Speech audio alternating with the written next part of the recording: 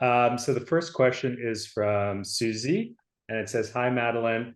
I miss your tour days so much. Do you have any plans to tour again someday?" I definitely have the ambition to tour eventually, but I just entered into my third trimester, so I'm gonna have a baby first and then become a new mom. And then once I have the mom thing down, then we'll look into touring. And then maybe there'll be, I don't know, maybe I'll bring baby on tour with me. um, is there any specific meaning for arranging the album in this order? Any connections between the songs? Yeah, so I actually ordered the songs on Hollywood Dead to follow my journey of coming to LA to pursue my dreams and what goes into that. And I think that what's interesting about my like Hollywood Dead journey is I think it aligns with really anybody's journey when you're starting something brand new, whether it's like you're going to college, you're falling in love, you're starting your dream job, whatever it is. There's always this like excitement period. So the top of the album has all these like really energetic pop songs. And then but also with the energy comes like chaos and confusion. And then the middle of the album has Hollywood Dead right in the middle, which is the moment where you're like have this realization. Maybe there's been disillusionment and you're like, whatever I thought I needed to be might not be who I actually am. And so then with that realization, you sometimes, like for me, I had to let this idea of who I thought I needed to be die in order to allow the person that I actually am to emerge. But then once you have that realization, of course, then there's like anger and frustration and darkness. So then the latter half of the album has more edge to it and more like emotion.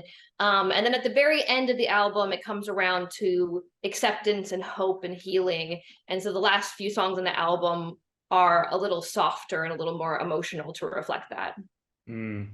Um, what was the most memorable moment for you making this album? I think so far the most memorable moment while making this album was probably the photo shoot that we did for the cover art, and then we made all the visualizers that came out, all the with me in the red outfit.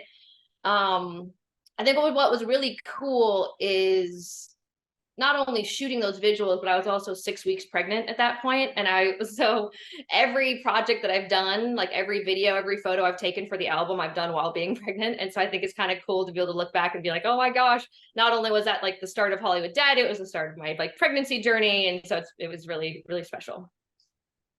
Will your album be available on vinyl at any point? I don't have plans right now. I've actually never released anything on vinyl, but if there's a huge demand for it, let me know. Okay. Um, if you could describe the album in one sentence, what would it be? I don't know. One sentence. You can do two Um, sentences. Um, I don't know. I'm not a one sentence kind of person, as I'm sure you've already realized. I would say it's vulnerable. I would say it's edgy. I would say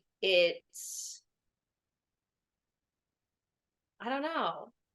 It's really, I mean, to put it out, it really is a dream come true because I've always wanted to make a pop album and put it out. So I'd say it's the dream, I guess.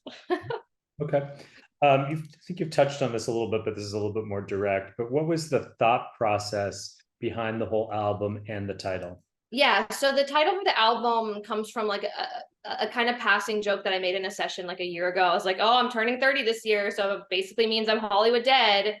And then it led into us having like a deeper discussion on aging in the industry, especially as a female, and how there's like this added pressure that feels like if you haven't made it by a certain age, 23, 26, 30, or whatever it is, like that you're somehow going to like age out of the industry. And this is just one of the many like lies that Hollywood tries to tell you. And but once I turned 30, then just this magical thing happened. And I was like, oh my gosh, I crossed over the line and nothing happened. And I'm still me and I'm still here and I still want to make the songs I want to make. And luckily with the internet, there's so much more room and so much more space for a variety of artists of different ages and different genres and backgrounds. And so, yeah, that's one of those Hollywood myths I'm trying to disprove right now. Thanks for watching the You Interview channel. With over 3,000 original celebrity videos, we have one of the largest collections of celebrity interviews anywhere. So remember to like and comment on our videos and subscribe to the channel. If you want to get more involved, you can become a member of the channel.